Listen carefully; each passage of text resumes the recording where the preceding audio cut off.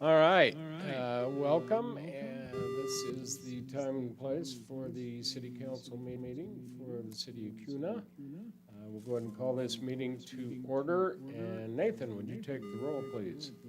Councilmember McPherson? Here. Councilmember Biggs? Here. Councilmember Laraway?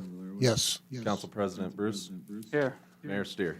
Here, and if you'll join me for the Pledge of Allegiance. I pledge allegiance to the flag of the United States of America and to the republic for which it stands, one nation, under God, indivisible, with liberty and justice for all. Thank you.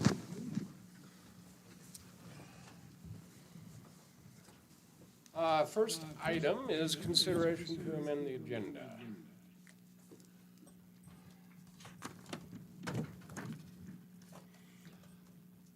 I make a motion that we approve the consideration to amend the agenda, adding item 7B.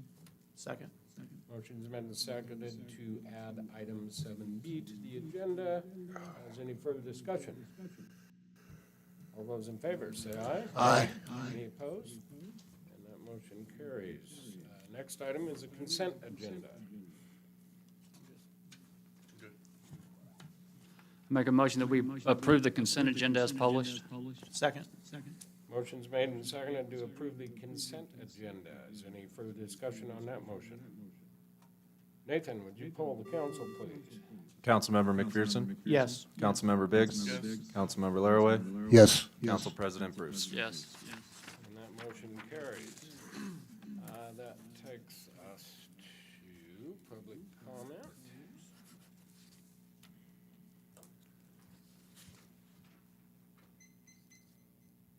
I had one person sign up for public comment. Is there anybody else who wishes to address the council that didn't get a chance to sign in?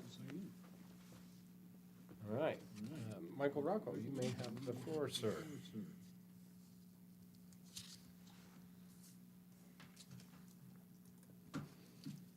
Mr. Mayor, City Council, historian Saint Simon commented on countries in doubt, stated, "In organic periods, men are busy building. In critical periods, they are busy destroying."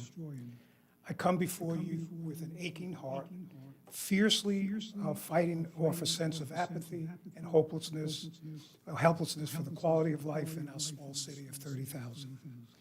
I left my beautiful rural New Jersey town due to excessive taxation. My property taxes were $12,000 annually, which was actually below the average, of which 95% was allocated to the schools. This lived experience has made me sensitive to school levies. I will say that I met with the Kuna School District today and was very educational for me and beneficial. My wife and I moved to the great and free state of Idaho for family proximity, cost of living, and conservative values. Shortly after moving here, I resolved to be an active, contributing citizen. I currently serve as the president of my HOA and of the Boise Area Pickleball Association. I've chosen to become familiar with the Kuna Food Bank. I've also been attending the Kuna City Council meetings and planning and zoning meetings for well over a year. It is here in the Kuna city government and its processes involved that has left me feeling overwhelmed. Just last week, the Planning and Zoning Commissioners, in a split decision, approved annexation for 13 acres across from the high school, of which 5 acres are annexed for Hartswell high-density housing.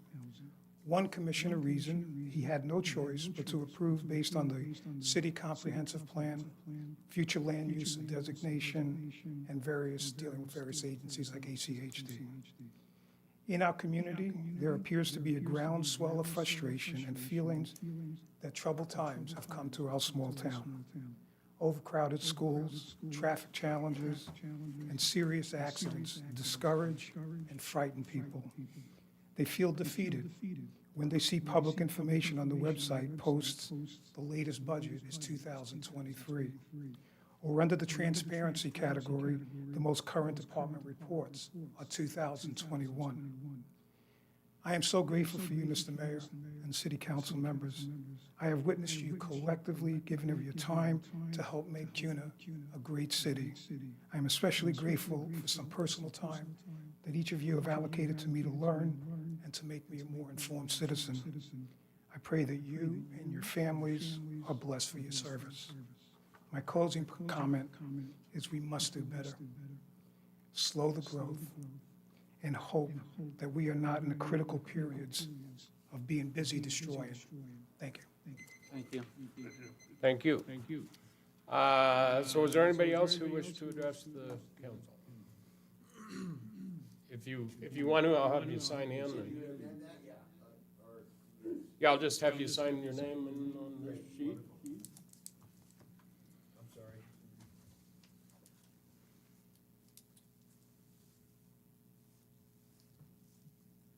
No need to apologize. It's all fine. It's my first meeting. Don't make it your last. We like company. I'll be here.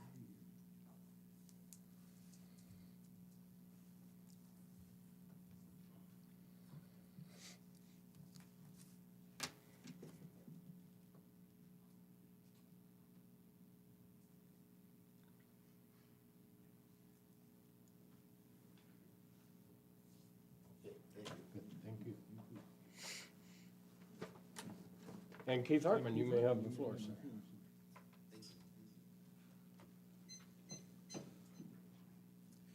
Well, thank you.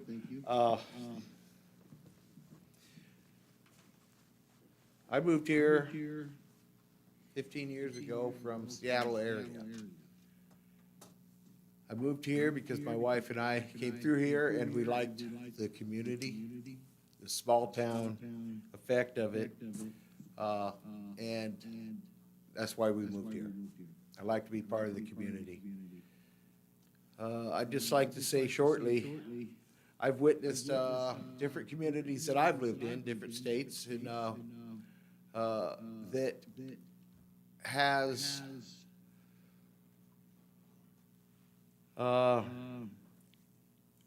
grown properly. And forgive me, It's okay. they have grown a lot, and with growth comes issues, and we all know what they are. Since I've been here in 15 years, I've noticed a lot of those issues coming up. And I believe, my opinion, that we are growing too fast. The many wrecks on Meridian Avenue, that's one factor of it. I've seen places that were wholesome grow into rotten. With growth and the issues comes gangs, drugs, traffic, taxation, many things like that destroys the wholesome community. And I've seen it happen, and when it happens fast, and then it's too late. So I'd like to have the council members and who all is involved take that into consideration. I understand there's city politics and everything involved, and we may want more growth and more revenue. But at the same time, same thing, that may destroy us.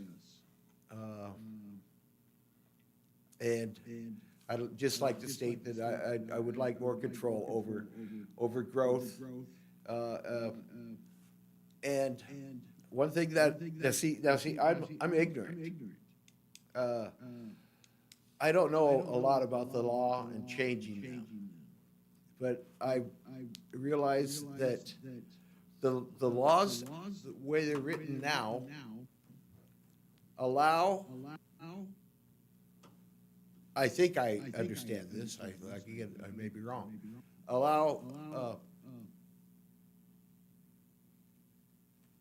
not contractors, but the big people, that developers, to pay low-impact fees. That in other states, they pay much more.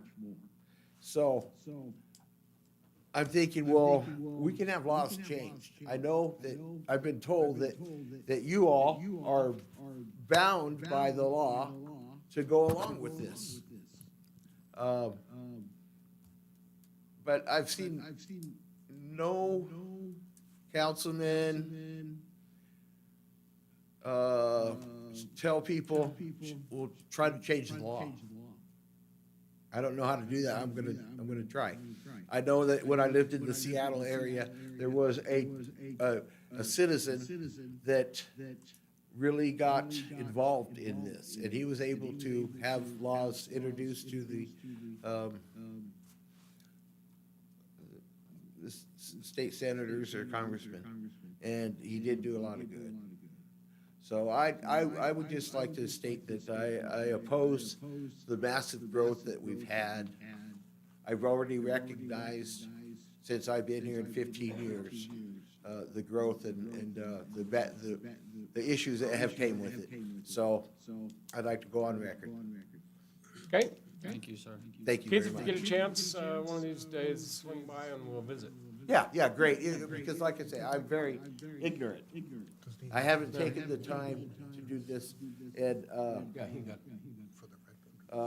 I've had a stroke, so I can't really, my vocabulary is terrible. and, No, you did fine. If you would, though, if you would just state your name and address for the Okay. record for the For the recording. record, my name is Keith Hartman. I live at 1252 West Avalon Street here in Cuna. Good. All right. Thank you much. I'll look forward to meeting with you. All right, and that takes us to public hearings. Case number 2402AN. Troy.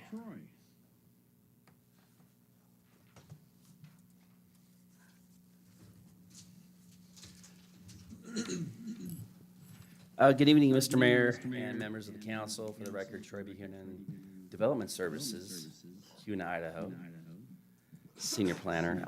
The application before you this evening is strictly for annexation, 24-02-AN. If the developer or the landowner would like to pursue any kind of development in the future, they'd have to come back through the public hearing process.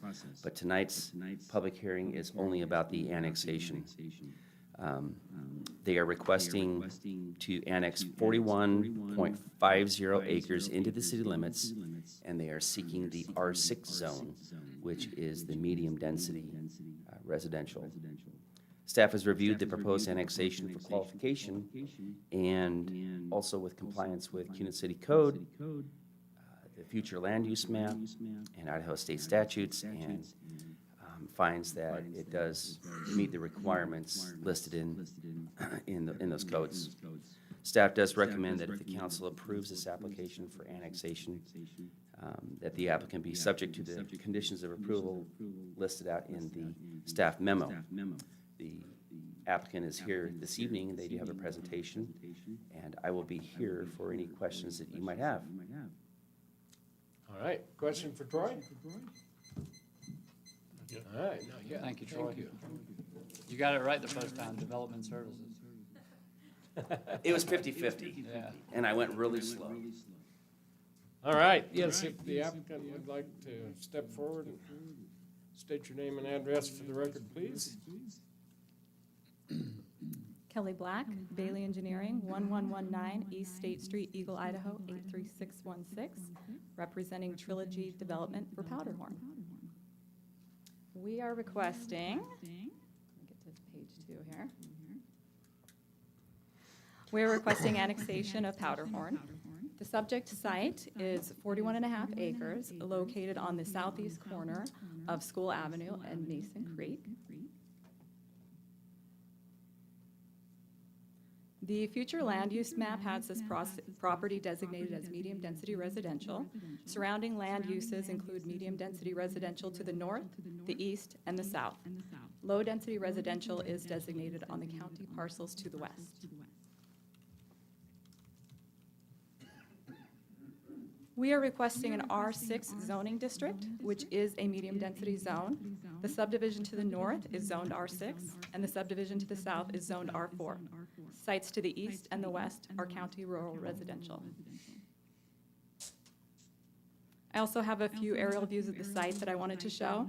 This view looks north from Hubbard Road. You can see how the site includes land that will be the location of the future School Avenue, which will connect Hubbard Road to Mason Creek Road.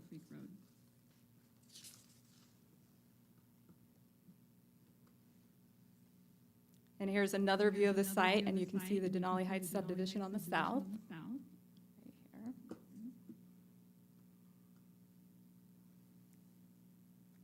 here. And then lastly, I just wanted to show this portion, which is the southern portion of the site where it connects to Hubbard Road. Next, I wanted to talk about schools and the mitigation provided by this developer. The developer has contributed 2 sites for use as future schools. In addition, the developer has donated funds to help with school programs. That is all I have. Thank you for your consideration of annexation and zoning of Powderhorn. I will stand for questions. All right, questions? Yes, ma'am, sorry, Kelly Black. The school programs, can you Yes. elaborate on that? Yes, it was a cash donation. I believe it was used for the CTE program at Swan Falls High School. CTE? Yeah, the career technical. Yep, thank you. Okay? Further questions? Yes, go ahead. I know this is just an annexation, but I guess I have questions about the school road entrance off of Hubbard. Yes. I know for a fact that road's not very wide, and I know these PowerPoints are misleading, but it really looks like some of that road goes into the Denali subdivision. Thank you for the question. Yes, when they overlay the color coding, it sort of gets skewed a bit, but the fence line is the boundary of the Denali Heights subdivision, and then to the west is the boundary for this property. And from there, we have 50 feet to work with. And so we have enough room to match up with the southern portion of School Avenue that's on the south of Hubbard Road.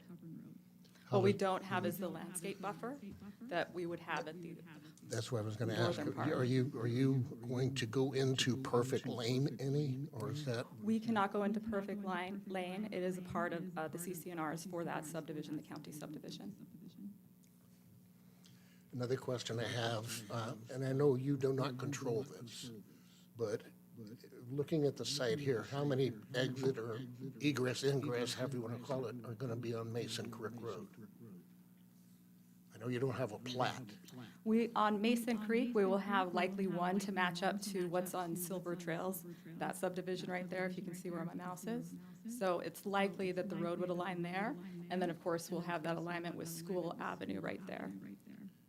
And the entrance exit at Yinlo going into the Denali subdivision.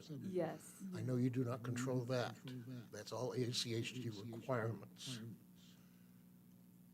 But I will say this, our biggest complaints when it comes to developing subdivisions is pushing traffic from one new subdivision into another. It's a problem. And I know ACHD does not look at it that way. But I just wanted to get my 2 cents in, and that becomes a problem.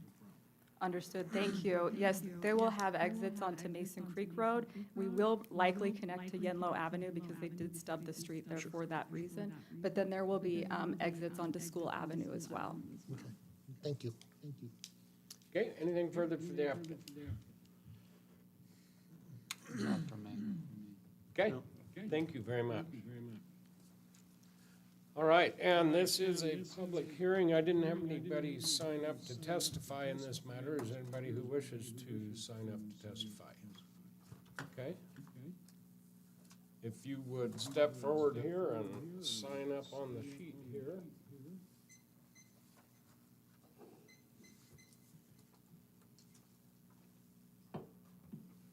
And one's in favor, neutral, and opposed, so. So isn't that nice? You get to pick.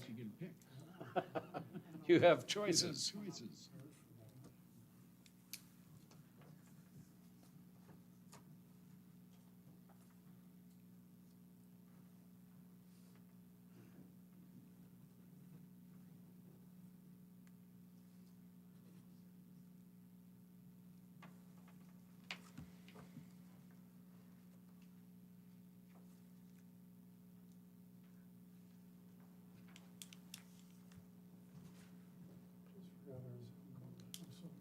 Oh, don't worry about that.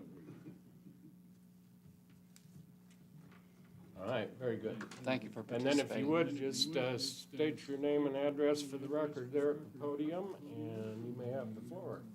And Michael, if you want to sign up, I'll let you go and do that while he's. My name is John Dime. I live at 2528 West Hubbard Road. On this picture, you can't see it.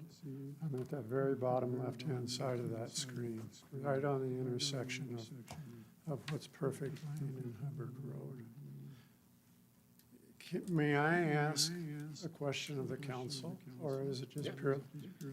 What, as a city council, when you're looking at possible annexations and/or various construction within the area, what do you consider when we're talking about housing development?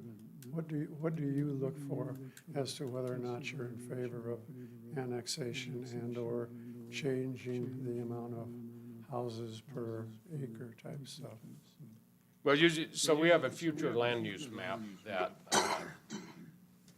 we have members of the community come in, and they sit on a committee doing and decide on the future land use map, what should go where. And we actually have a new committee that's meeting now, updating that map. Those things are considered, and then the comprehensive plan we look at as to what's in there and what things are zoned and what's around it and that type of thing, so. Appreciate it. Hopefully that's a short explanation, but hopefully that helped. I appreciate that, thank you. As I said, I live right at the intersection of Hubbard and Perfect Lane. I find it interesting that the developer wants to put in a two-lane road up that brown strip that you see going up. That 50-foot is, if you put your tape measure right at the fence of Denali, measure out 50 feet, it follows a line of power poles. I've been in on the meetings where the developer has presented this, and we asked them, so what are you gonna do about the power? And their response was we don't know, we'll leave that to Idaho Power. The question came up, they're going to put in 160 some homes, and that would be individual homes, I hope. And the question comes up, so those are all families? Excuse me, what do you do with the children in regards to schooling, going to a school that's already overfilled? Where do you go? What about the traffic? I don't know how many of you gentlemen have ever been around that school. When school gets out, it is a bottleneck and a concern of people trying to get onto 10 Mile Road. The access coming out on the south is a busy road. And I think you are probably aware, maybe a lot of you are not, come springtime, supposedly Hubbard Road is going to be torn up completely from 10 Mile to Meridian. And I have that on very strong knowledge, having talked with a representative from the Highway Department. They're going to take it right on down to nothingness and build it back up so that they have a good base. And they assured us we're only going to put in a two-lane road, except at Linder, where we will put in a left turn lane. So, number one, in regards to the construction, if this development is annexed, where are you going to take the various trucks going in and out? You have a nice development in regards to Denali. A lot of this traffic is scheduled for that. to come out that subdivision. Sir, you've reached your time. If you can wrap up your final comments. Will do, thank you. Look at that big irrigation ditch going right across it. They've made absolutely no plans for protection of children trying to swim across that ditch. No traffic can go out there. I would request of the council to deny the annexation, and especially even more so, to not change it from an R4 to an R6. If you do approve it, you can't handle it. Thank you. Thank you, sir. Thank you very much. Sir? Is there anybody else that's going to want to testify?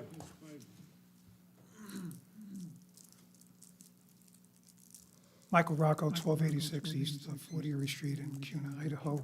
So the questions I have for the developer is how many phases? What's the projected population after the project is complete? What's the projected number of children that they will have once all these R6 are completed? I'd like to know what the cash amount was that was donated to, was it Swan Fall? Also, they talked about 2 donated sites. I'd like to know where those 2 donated sites are. Approximate value of those 2 donated sites. I didn't have a chance to look at the packet, but I assume that they've looked at, there's going to be ACHD for traffic studies, so I'm echoing what John was just talking about. You got the majority of the schools that are overpopulated already. And does Trilogy have any other developments, or have they done any other business in the city of Cuna? Okay, thank you.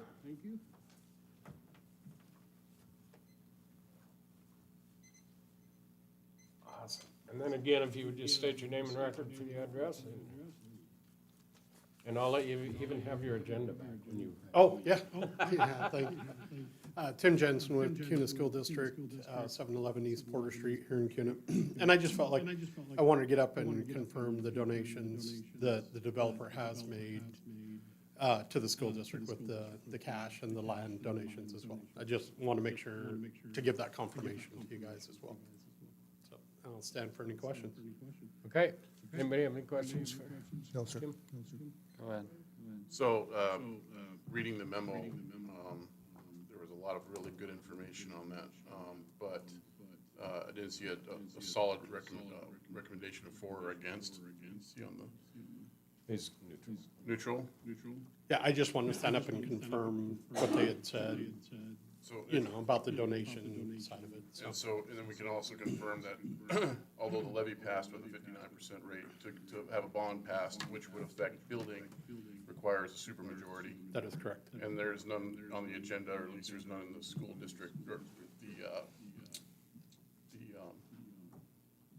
the school board hasn't proposed a bond anytime in the No, future. not at this time, no. All right, thank you, sir. Yeah, so, I have a question. Yes? And the current numbers are correct for the packet that we have in here, for the Yes. school district? yeah, the numbers were updated as of, we do our official count on the 5th day of school, and during that time, all the schools are tasked with confirming, their enrollment, the actual enrollment of kids, and dropping those, and as everybody knows, enrollment in schools isn't static, they move, we have kids moving in and out all through the year, and so, yeah. Thank you. So, yeah, Yes, sir. those are just the numbers as of the 5th day of school, and so. This is the best layout I've seen so far of drawing it out. Thank you. Yeah. Thank you, Mr. Jensen. Yeah, thank you. Thank you, sir. All right, was there anybody else who wished to testify in this matter? Oh, yeah, if you want to sign up.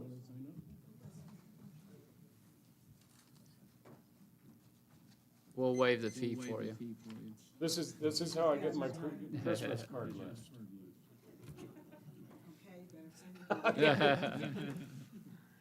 Nathan, make note of that, would you please?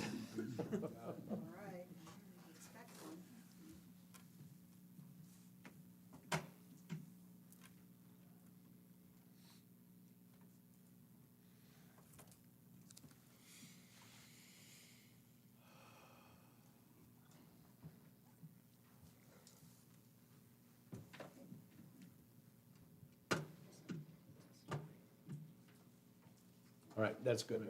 Thank you very much.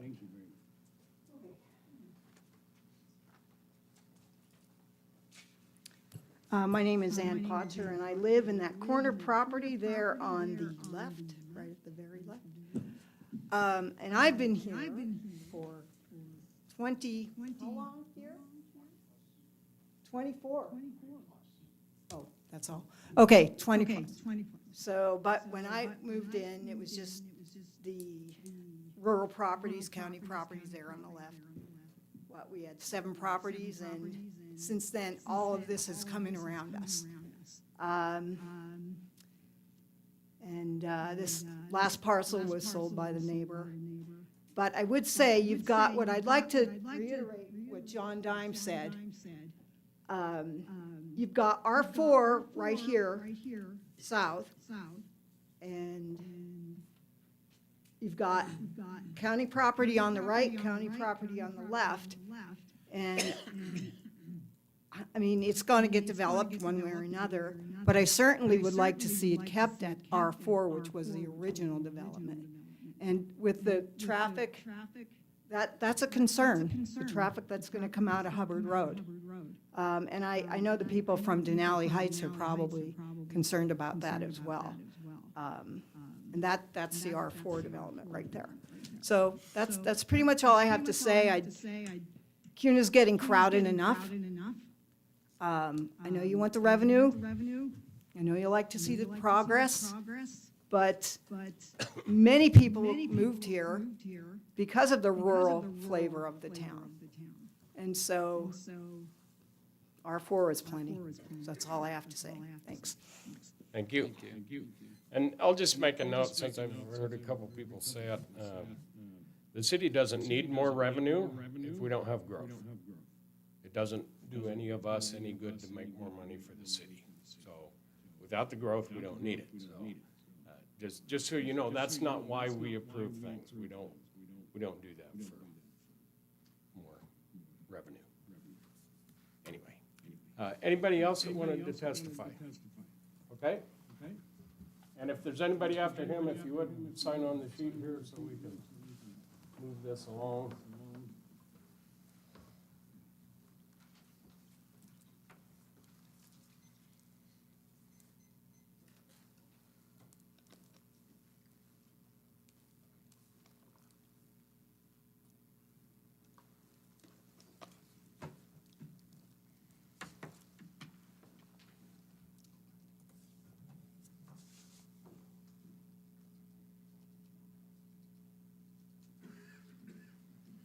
All right, and then if you would just state your name and address for the record, and you may have the floor.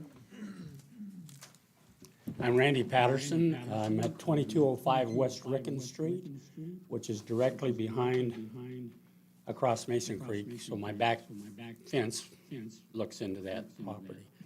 I'm a long-term time resident of CUNA.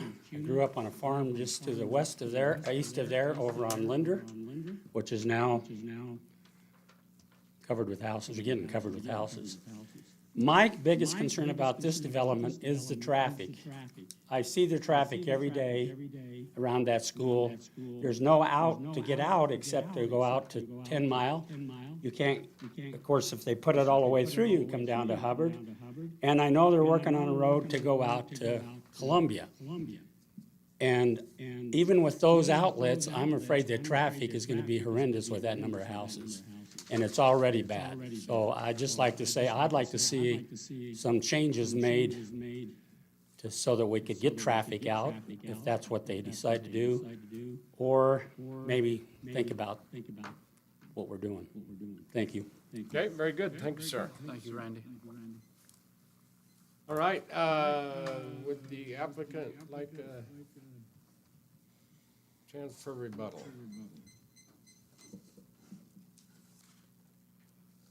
Thank you.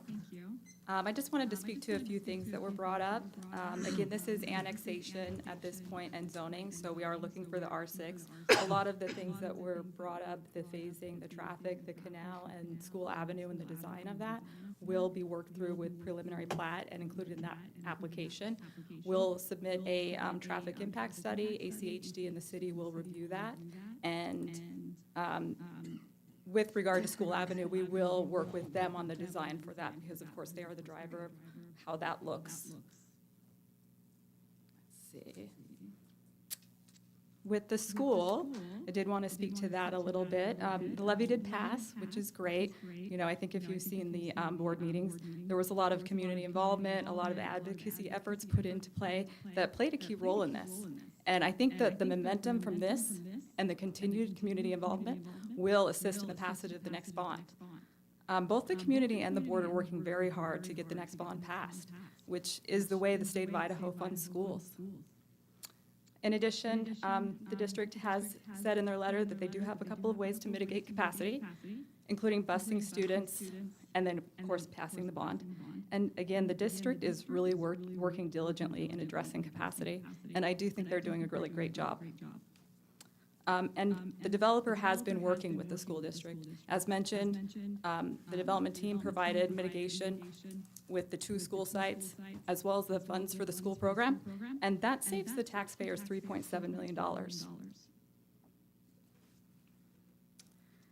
And with regard to the zoning, R6 is a really good zoning for the site. It's sort of sandwiched between R4 and R6, so it makes sense to put R6 right there so that you can sort of transition up to the north where we have R6 currently. And with that, I'll stand for questions. All right, questions for the applicant? I do. Yes. So were the, in regards to the schools, were the mitigation in the school sites for the previous development? I don't know when they were donated. I think that would be something we could ask the school district. But it's been an effort that they work on continuously. Over through the developments that they've had? Yeah, through Okay. all of their developments. They continue to work with them as partners. Thank you. Anything further? All right, thank you very much. Thank you. And the question is rightfully before council.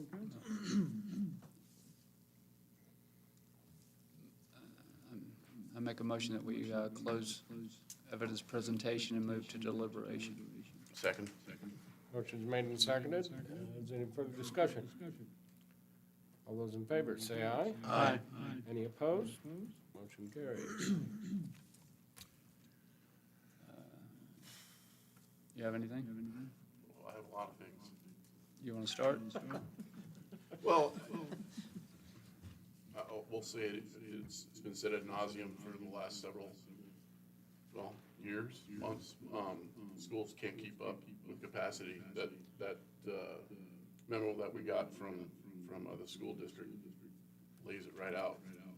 Those numbers, and as much as we appreciate things that they try to do to mitigate, there is no bond in our future.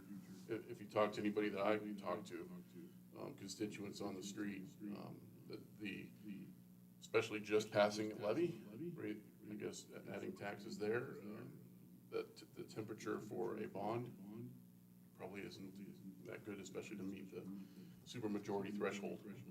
So I'm really concerned about, I know this is just annexation, but it's going to be with the total intent of putting, as CUNA City Code says, 58-103, undue strain on services, not so much on the city services, but on the schools. Because I can't look at these numbers all in the red, from 122% to 329% across certain schools in CUNA. Not to mention Silver Trail is already at 106% capacity. Currently. What's that? That's currently. Yes, currently at 106. And it's only going to be more. So I have reservations as far as that goes. Traffic, we don't have the study, but we all know that it's going to add to traffic. ACHD generally goes by whatever, as long as it meets the absolute minimums. But we know traffic's already bad enough, especially around Silver Trail if you drive by there in the afternoons and in the mornings. It'll increase, especially if you have another way to go through I guess to try to come through a subdivision to get out to Hubbard. And I think that is all I have for now. Okay? Do you have anything? Councilmember Laraway. I will add to some of that dilemma. I know The schools are at capacity now, we all know that. But there's also a subdivision that's just a little bit to the north, across from the high school, that's already starting to be developed. So those houses are gonna come into play. And I'm assuming, now the school district could correct me, but I'm assuming that those children will be going to Silver Trails. I doubt if you're gonna bus them all the way to Reed, just curious. The school's always gonna be our concern. I won't walk away from that responsibility. But I am all concerned about, like we talked about at the beginning, the biggest problem we have when we approve subdivisions, traffic. And possibly they're gonna go down to school, possibly they're gonna go out on Mason Creek, but I don't understand why ACHD figures we have to shuttle traffic into another subdivision to get out. That makes no sense to me. And I know that's their policy, but it's not a good practice, especially when they put that in our lap and they expect us to be somewhat cognizant of what we're approving and what we're denying. I do not disagree with that section being an R4. The transition you were referring to could be also the transition from R4 to R6 across from Mason Creek. That's R6. I'm looking at this and I really just, School Street has me worried because I just do not believe there's enough road there without them taking out the sidewalk. I just don't see it. That's my 2 cents. Okay? Further? Do you have anything? Same song and dance, schools, roads, you know. This is the point at which we can control it, yea or nay, Yeah. which we know. I guess my hesitation would be, you know, we hear, oh, we're just annexing it now, we don't know when, and then 3 weeks from now, it'll be coming through That's what I was. on a fast-moving train, you know? Yeah. So it's where we at with, we know schools are capacity, roads are horrible and gonna be under more construction, and that makes it even worse, and then, you know, sewer capacity plays in there somewhere on down the line, which we don't have to really think about till then, per se, but we do. Yeah. We need to think about that now, so. Well, All the same things to consider. I agree. This, obviously, the capacity of schools, even right now, much less with everything that's already outstanding. The trips, it'll add 1,138 trips a day per the traffic report that we have in the file. Coming down that road in Hubbard, which is already, I'll go after you. which is already a nightmare. And then also, once we annex a property, we're handcuffed. We've been sitting up here before, and that's where we've been so this is our chance to deny it, and we can look at it down the road. Somebody with more brains than me, didn't we just hear in, I believe it was the Napa Valley one, that they were gonna have to widen Hubbard to 3 full lanes all the way through, or 5 lanes or something? That one of the gentlemen talked about widening part of it, or just adding a turn lane and redoing it, but didn't they? I thought they were 10 talking mile about- Third and Meridian Road, they had to? Well, just so we know, I've spoken with ACHD, and they are going to redo Hubbard from 10 Mile to Meridian in 2025. They are not increasing the size of it. So basically, we got a 2-lane road. So, Except for the Linder intersection, which is gonna be. right, turn lanes on it, but I thought that development had to widen it. Which development? The Napa Valley one One on at the Hubbard, south. no, at Hubbard and Meridian Road. Right. Well, and there could be a variance between their 5-year plan and what development is required. to Your pay 5-year for. plan might have that, but I know when I spoke to ACHD, they are not increasing. Wait, I know. Right, and they would be speaking to the 5-year plan, ACHD would. They'll redo it now, and then when the development tries to happen, they'll make them redo it again. Yeah, we gotta do a new road and then cut it Yeah, up. they'll redo it so they can redo it again. That's what'll happen, okay. And they'll close everything around it while they do it. Yes. So for me, that's kind of where I stand, so I'll make a motion to deny case number 24-02-AN.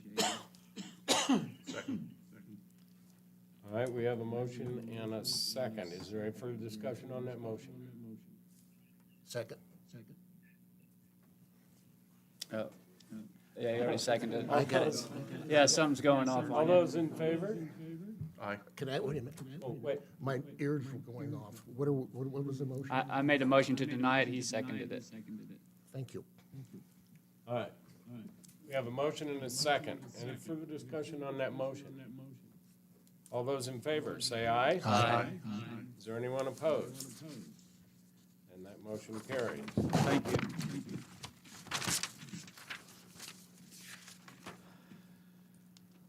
Mr. Jared. And that takes us to business items, item 7A. Budget presentation, Jared Empey.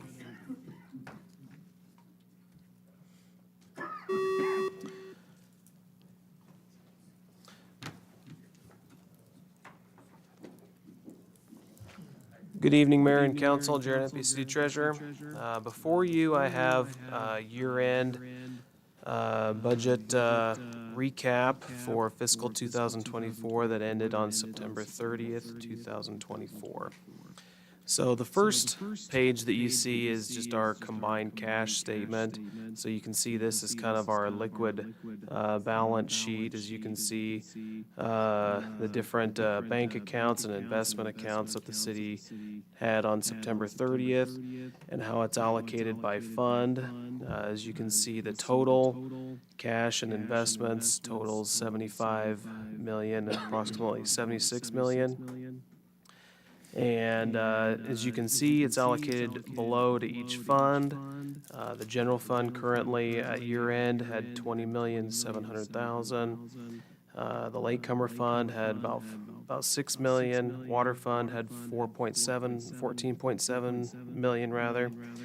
And sewer fund had 18.8 million. And the irrigation fund had 9.5 million. And then the rest of the funds are kind of minor funds.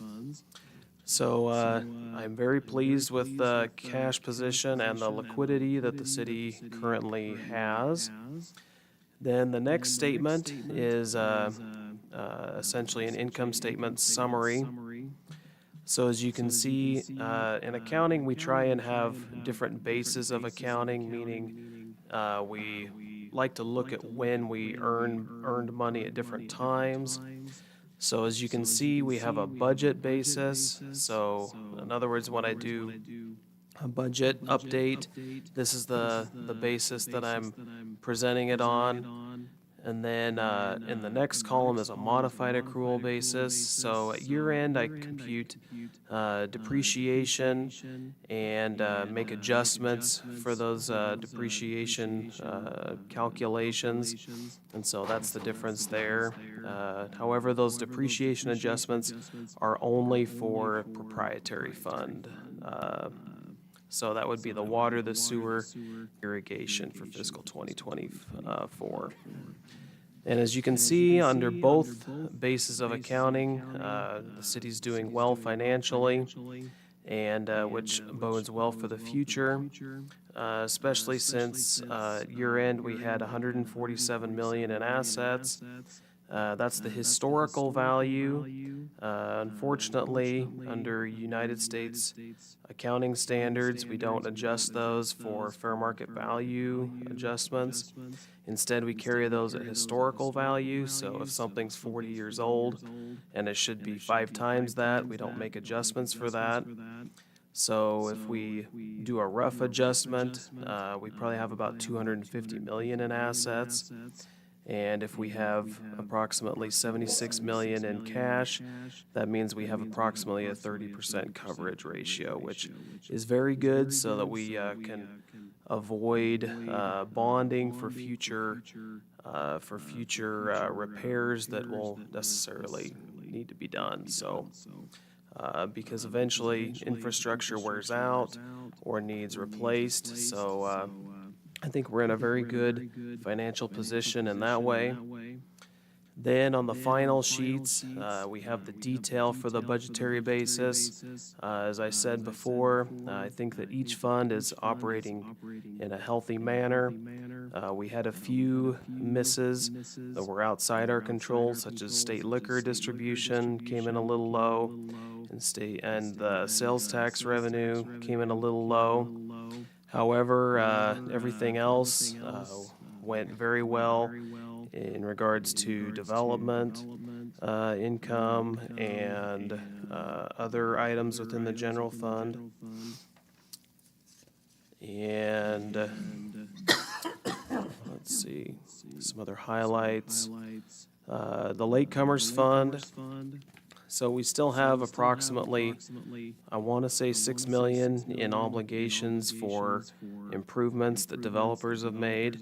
And given that we had approximately 6 million in cash in the Latecomers Fund, that means that we are appropriately setting aside funds to retire those obligations. In the Water and Sewer Fund, we see positive trends in our user base. This morning, I noted in our director meeting that we have 11,200 accounts in our that have a water account. In other words, accounts that have a water meter attached to it. This is a positive trend in growth base that should be able to maintain maintain a positive depreciation sinking fund for future asset replacement, as well as in the sewer fund. And I see positive trends also in the irrigation fund and for the rest of the major proprietary funds. The other proprietary funds that you see that may be new are the Water East and the Sewer East. Those were the funds that were created as part of the donation that Meta provided. We didn't actually take control of those assets until October 2nd of this fiscal year, of fiscal 2025. However, we had to buy some IT equipment in order to place out at our water ops building out there, and so that's why there's those small expenses there. But other than that, everything seems to be in a very positive direction, and I'm pleased with the financial results. If you have any questions, I'd be happy to answer those. Okay, question for Jared. I just want to say I appreciate the fact that we're moving an upward trend. We do have, with a lot of aging infrastructure, there's a lot of projects that are going to be coming up that need taken care of. And those are a little difficult to go out and bond for. Plus, these projects, they already cost double what they should. And then if you have to bond for them, there's interest on top of that. They cost double again. And I think it's just bad use of taxpayer funds not to be able just to take care of the systems that we have. So I think we're doing a good thing there. It saves us a lot of money, and we don't have to worry about it. As we see things that are deteriorating, we can just go after them and get them. So very appreciative of that. So anybody else have any questions for Jared? No, sir. Thank you, Mr. Jared. Take the rest of the night off. I have one general question. As far as it goes, and this might be an HR and a Jared question, but as far as like staff salaries and stuff like that, how often does that go up for renewal? I mean, I imagine there's like a COLA increase or a normal increase, but does the city council normally review that? So normally those come at budget time. That's when we talk about COLA increases and things like that, as it is during the budget season. And Jared does a analysis on what cost of living increases are and that type of thing. So each year during the budget process is when we discuss those things. Didn't you have staff research increases for your city council? You know, we had to do it 45 days before the election or something. Yeah, I think we spoke about that. That was before any election. But he's actually talking about staff here. like staff on the payroll, like parks, or, he's not talking about council, he's talking about staff, yeah. That's why I was wondering if that was included. Yeah, in order to look at raises for elected officials, those have to come right before an election. Otherwise, mayors and council members could give themselves a pay increase right after they're elected. So the timing of that is controlled by the legislature. I just didn't know if that was in our budget. Thank you, Mr. Jared. All right, very good, thank you. Mayor, I just wanted to make note that it is listed as an action item, but that's just a clerical error. It was just a presentation, so just making note for the record. All right. The next business item is an action item. Consideration to approve the resolution R73-2024, approving the Avalon and K Award to Knife River Corporation Mountain West. Morgan. Glad to see this one. Yeah, that's why we amended the agenda, was didn't want to wait any more on this to happen.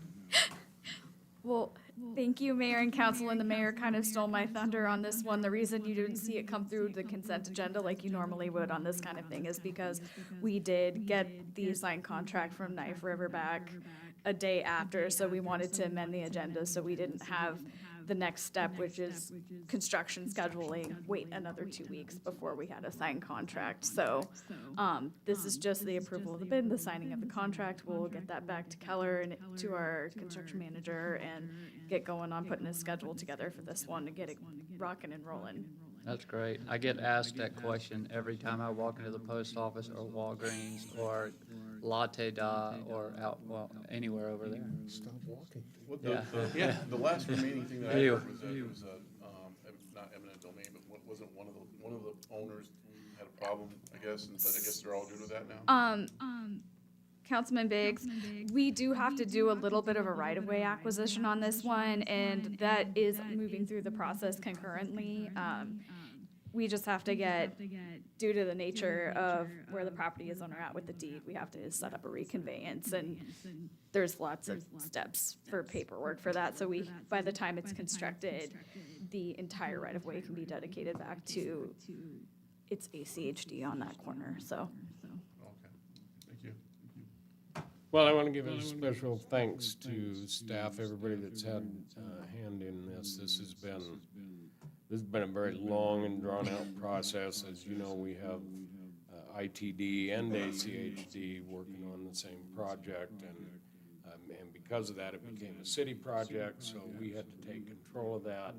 I think Morgan's done a great job of carrying that on through, and clerk's office for helping to get these bids out and that type of thing. So I think it's actually just welcome news to finally actually be able to put a finish line on I something. think this was the first thing I asked about when I got elected. Say, this has been going on. Yeah. I was like, when are we gonna put it? I wanted when are we that, gonna put it I like wanted that? that done before the post office opened in Yeah. there, but shows how much pull I got. I was following a car one day, and the car went airborne in front of me at that intersection. A Jeep and a Ford Fusion. That was interesting. Everyone was okay, though. Thank you, guys, staff and everyone that's moved this forward. I make a motion, we approve R73-2024. Second. Motion's made and seconded for approval of R73-2024. Is there any further discussion? All those in favor, say aye. Aye. Any opposed? And that motion carries. And that takes us to ordinances. Consideration to approve ordinance 2024-41.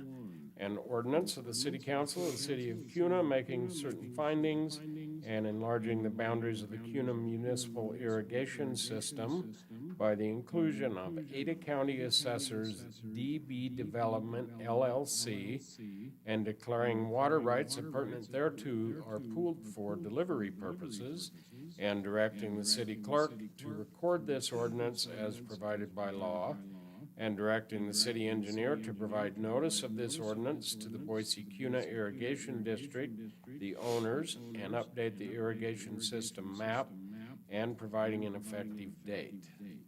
Make a motion that we waive 3 readings of ordinance 2024-41. Second. Motion's made and seconded to waive the 3 readings. All those in favor, say aye. Aye. Any opposed? That motion carries. Make a motion that we approve ordinance 2024-41 as published. Second. Motion's made and seconded for approval of the ordinance. Is there any further discussion on that motion? Nathan, would you poll the council, please? Councilmember McPherson? Yes. Councilmember Biggs? Yes. Councilmember Laraway? Yes. Council President Bruce? Yes. And that motion carries. That takes us to consideration to approve ordinance 2024-42, an ordinance of the City Council of the City of Cuna, making certain findings and enlarging the boundaries of the Cuna Municipal Irrigation System by the inclusion of Ada County Assessors DB Development LLC, and declaring water rights appurtenant thereto are pooled for delivery purposes, and directing the city clerk to record this ordinance as provided by law, and directing the city engineer to provide notice of this ordinance to the Nampa Meridian Irrigation District, the owners, and update the irrigation system map, and providing an effective date. Make a motion that we waive 3 readings of ordinance 2024-42. Second. Motion's made and seconded to waive the 3 readings. All those in favor say aye. Aye. Any opposed? That motion carries. Make a motion that we approve ordinance 2024-42 as published. Second. Motion's made and seconded for approval of the ordinance. Is there any further discussion on that motion? Nathan, would you poll the council?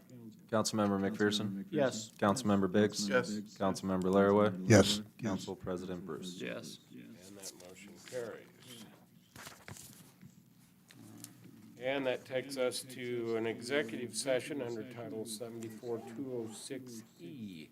Who do we need? And who do we need? Morgan and Doug. And Mark. Bobby. And Bobby. He has to stay finally. Mark. Anyone else? That's it? Nancy, Jared, let's just, I make a motion that we adjourn to executive session, Title 74-206E. With Morgan, Doug, Bobby, and Mark. Motion's made and seconded. We need to poll council on this one.